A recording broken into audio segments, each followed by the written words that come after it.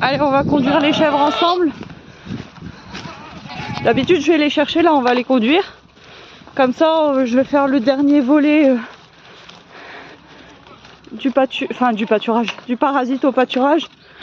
Le dernier volet, il sera pas long. En plus, je voulais vous faire voir, du coup, c'est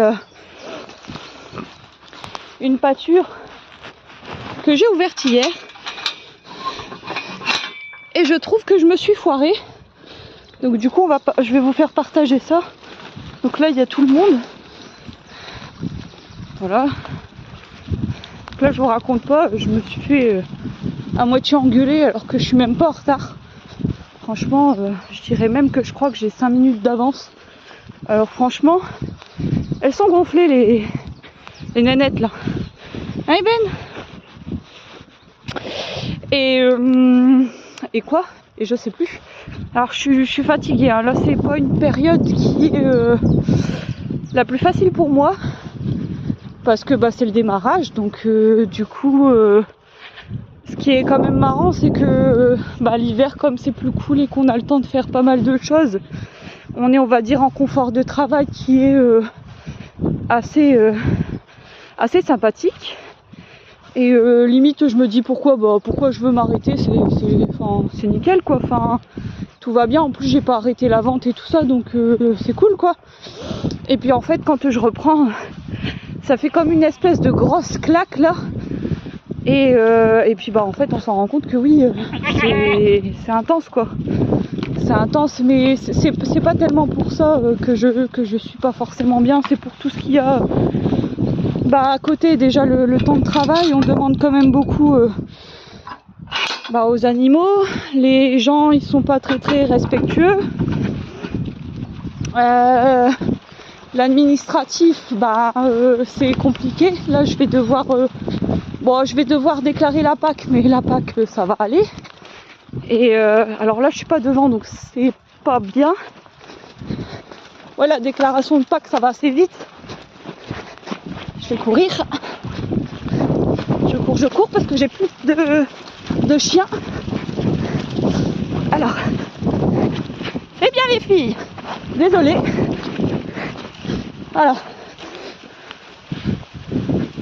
Voilà, donc là elles sont sur la nouvelle. Et là en général elles bougent plus parce que elles se rendent compte que c'est la nouvelle herbe. Donc je vais tout de suite brancher. Voilà, donc là elles mangent. Ouais, donc je disais déclaration de PAC ça va aller parce que je commence à avoir l'habitude. Alors je vais poser le téléphone 30 secondes.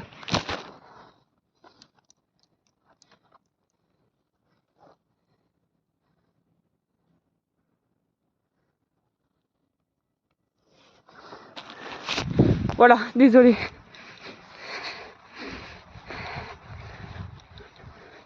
Petit sport du matin.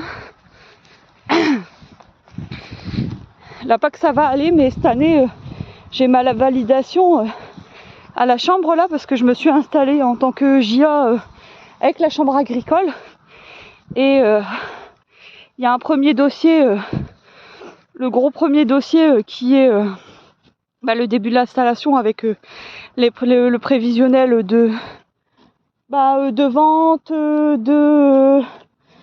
combien on a de bêtes, combien on compte produire, combien on le vend, à qui on le vend, les dépenses liées à ce qu'on produit, et après vous faites vous envoyez les devis pour prouver de ce que vous avez ce que vous allez avoir besoin d'avancer pour vos emprunts, et puis notamment pour ce fameux parcours à l'installation. Et ensuite les factures, juste après les devis c'est les factures, comme quoi ça fait foi que vous avez fait vous avez bien fait ce que vous avez dit, vous vous êtes bien installé en tant que moi pour le coup chèvre laitière avec transformation fromagère. Voilà. Et en fait au suite des 2 ans, il faut faire alors il n'est pas très gros ce dossier là, mais il faut faire en gros un récapitulatif de ce que vous avez fait durant ces 2 ans, et si vous avez dérogé ou pas à ce que vous avez dit et pourquoi. Et ensuite le dernier pavé, donc celui-là je sais pas s'il va être assez gros ou pas, mais je pense que oui. Et puis là c'est sur la finalisation du projet, donc les 2 ans qui restent. Et puis je pense que là par contre il faut beaucoup plus détailler quoi. Donc je pense que ça va être assez lourd, surtout que l'administratif, moi je suis pas, comme beaucoup d'agriculteurs, je suis pas trop fan. Donc voilà quoi. Après moi ce qui me perturbe beaucoup et ce qui me fait beaucoup plus, enfin ce qui m'embête beaucoup plus et ce qui fait que j'ai envie non pas d'arrêter mais de modifier ma structure, donc j'en parlerai dans une autre vidéo, c'est plutôt les charges liées à l'activité quoi. Il y a beaucoup d'intermédiaires qui viennent se rajouter à votre activité, qui sont en plus obligatoires et que vous devez payer quoi. Et là mon comptable là tout le monde s'est augmenté, hein, tout le monde s'est augmenté par rapport entre guillemets à l'inflation quoi.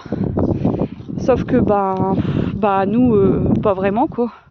Je vais pas commencer à vendre mes fromages 5 € pour rien que pour payer les autres quoi. Donc du coup j'aimerais bien faire sauter tous ces intermédiaires là qui servent pas à grand chose. Donc il y a le comptable, il y a l'assurance et il y a la MSA. Et puis des fois il y a des charges qui viennent se rajouter là comme ça, qui vont faire un petit signe là, coucou, c'était pas assez, il faut pomper plus. Et là en fait cette année ils ont rajouté une taxe, donc c'est tout ce qui est développement agricole. Donc je sais plus c'est quoi le nom. Et du coup là ils vont me retirer 120 €. Alors 120 € ça paraît rien, hein. Mais le fromage quand on le vend à tout juste 3 €, 3 € en vente directe et 2 € et des bananes en circuit intermédiaire, je peux vous dire que pour arriver à cette somme là, voilà, il vous faut un petit peu de travail, surtout que à côté il y a les chefs qui mangent, il y a l'électricité, il y a l'eau, enfin ça va vite quoi. Moi je vous dis, je suis déjà à 15 000 € de charge. Cette année avec l'augmentation électrique, parce que là j'ai déjà reçu ma facture, donc je paye 80 € en plus. Au total de l'année, je vais augmenter facilement à 16 000, donc ça me fait 1 000 € de plus. 1 000 € de plus, en tant que, si vous êtes salarié, ça vous fait quasiment un salaire quoi. Donc voilà quoi, c'est pas évident. Et donc du coup le fait de faire sauter les intermédiaires, je pourrais potentiellement continuer et être plus efficace dans le fait de produire et de vendre derrière quoi. Donc les coûts de production et les ventes sont plus équilibrés quoi. Donc on en parlera dans une autre vidéo. Là on va se repencher sur du coup ça va être un peu difficile de trouver le titre, mais je vais trouver. Et donc je voulais vous faire voir ça. En fait elles ont pâturé là-dessus hier. Alors ça faisait, pour que je vous fasse voir, donc il y avait un espèce de pointe là, donc là il y a un filet qui coupe là parce qu'elles étaient dans cette parcelle de l'autre côté. Donc cette parcelle de l'autre côté nickel, j'ai trop rien à dire. Et en fait ce qui se passe c'est que j'ai ouvert tout ça, il y avait quand même pas mal de matière et il y avait un petit couloir d'accès là, et en fait je me suis aperçue que c'était trop comment je pourrais vous dire ça, trop grand. Elles ont pâturé 2 heures et en fait je vois qu'il y a beaucoup de grandes tiges en fait qui restent. C'est beaucoup moins court que les autres parcelles quoi. Donc je me suis foirée. Donc ça veut dire que la prochaine fois il faut que je découpe un petit peu plus, ou alors il faut que je les laisse plus longtemps.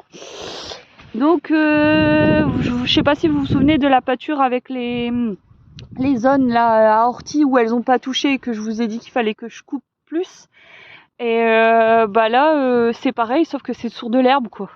Donc voyez, quand elles ont beaucoup d'espace et beaucoup d'espace, ou alors que vous laissez pas assez longtemps, vous avez beaucoup plus de refus. Et donc du coup c'est dommage parce qu'en gros on perd un petit peu d'herbe quoi en gros. Et pour le parasite il vaut mieux des petites parcelles bien découpées là, en fonction vraiment de votre nombre de bêtes et votre pousse d'herbe. Et puis du coup en fait il faut toujours jouer là-dessus. C'est comme ça aussi qu'on s'aperçoit que ce métier là au niveau du pâturage, parce que il y a des éleveurs qui sont entièrement en bâtiment et ils ont pas de problème avec ça. On voit bien la hauteur de l'herbe hein, quand même. Enfin, vous voyez, c'est trop haut là. Pour moi, c'est trop haut là. Puis je peux pas les faire repasser dessus pour le coup. Donc, comme on dit, je suis un peu niquée. Voilà. Donc voilà, moi je considère que j'ai fait du mauvais travail.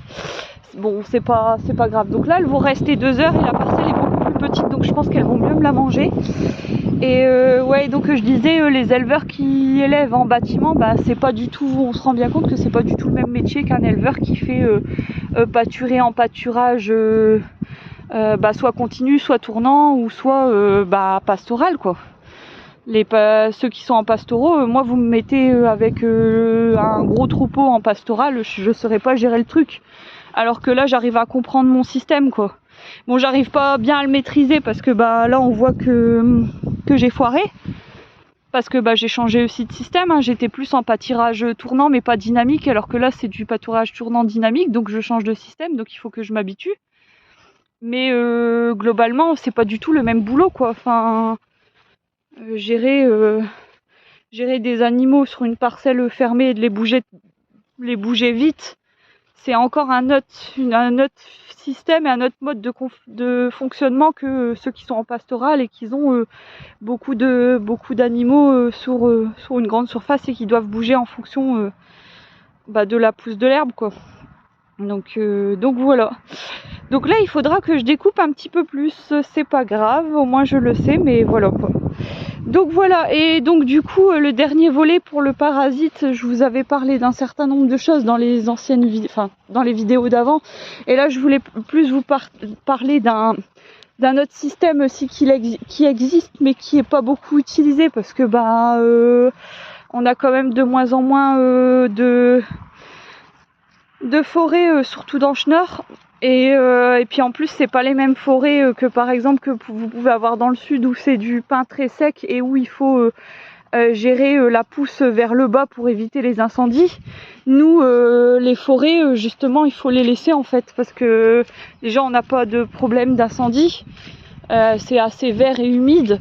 Et en plus de ça, justement, si vous vous amusez à mettre des bêtes sur des forêts du nord, vous allez abîmer, vous allez détruire les forêts quoi. En gros, elles vont consommer de l'arbre, ça va servir pas grand chose pour la région. Vu qu'il n'y a pas de sujet d'incendie, et puis du coup vous allez fortement mettre une pression sur la forêt, elle va fortement s'abîmer quoi. Donc là je vais aller de ce côté là, je pense que ce sera plus simple à vous expliquer. Donc il y a un autre volet qui existe aussi pour la gestion des parasites qui est très très très intéressante et que moi j'aimerais bien aussi tester, mais ça se fait pas déjà du jour au lendemain, et puis faut faire ça vraiment au fur et à mesure. Donc moi c'est pour ça que je pense que je vais prendre des petits morceaux de parcellaire, je sais pas moi, vers la haie là-bas j'ai des haies, des fois ça fait des pointes, pourquoi pas faire des zones en fait d'arbustes et d'arbres pour faire en fait de l'arbre fourragé quoi. Et donc du coup en fait le fait qu'elle mange plus en hauteur, on supprime quasiment, je dis bien supprimer quasiment, on supprime quasiment la gestion du parasite. Pourquoi ? Parce que comme elle va chier sur la zone au sol et qu'elles vont manger à une certaine hauteur, du coup elles vont plus du tout se parasiter. Alors, elles vont plus du tout se parasiter, oui et non, parce que forcément quand vous avez des rejets, admettons, si je me rapproche là on voit qu'il y a des rejets là, des petits rejets qui poussent là, je sais même pas ce que c'est. Alors moi par contre en botanique et tout ça, je suis une bite. J'ai des petites connaissances mais ça reste vraiment il faut que je regarde sur internet le nom, à quoi ça ressemble et quelles propriétés elles ont, et puis je sais les basiques quoi, tout ce qui est sol, les basiques quoi. Je vais pas m'étaler là-dessus, ça sert à rien, mais voilà quoi. Donc en gros il y a des rejets là, et donc du coup forcément admettons que je prends celle-là, si elle chie là et qu'elle bouffe ça, vous imaginez bien que potentiellement elle se parasite. Voilà, donc il y a ça, et puis il y a d'autres parasites qui existent, hein, pas forcément pour le coup les parasites intestinaux, mais plus d'autres parasites type par exemple les tiques. La tique, c'est un parasite qui justement cherche la hauteur. Donc quand vous allez être sur une parcelle de pâturage, elle va se mettre en bout d'herbe. Et quand vous avez une parcelle de zone de bois et d'arbustes, et ben elles vont chercher à monter. Alors je sais pas vraiment jusqu'où elles montent, mais c'est pas comme le parasite intestinaux quand elle pâture. La tique, elle peut monter sur les branches, quoi. Enfin, il y a pas de souci, hein. De toute façon, des fois, on en trouve. Moi, j'en ai déjà trouvé, c'est au creux des oreilles. Donc, bah, vous pouvez vous dire qu'elle monte déjà à quasiment 2 mètres de haut, quoi, la tique. Donc, du coup, voilà, quoi. Donc, elles peuvent se parasiter, mais différemment, quoi. Donc là, la tique, c'est pas le même parasite, mais c'est un parasite quand même. Voilà.